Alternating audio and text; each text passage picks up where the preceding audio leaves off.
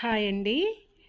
ఎప్పుడు మనము మన పిల్లల గురించే ఆలోచన చేస్తాము. ఏది చేసినా మన పిల్లల కోసమే చేస్తూ ఉంటాము. వాళ్ళ పెద్దవాళ్ళైతే చదువుల కోసమని, అవని, ఇవని, వాళ్ళ పెళ్ళిళ్ళని చెప్పేసి అన్నిటికీ మనము వాళ్ళ గురించే ఆలోచన చేస్తాము. ఏది సంపాదించినా, ఏది తీసుకున్నా వాళ్ళ కోసమే తీసుకుంటాము.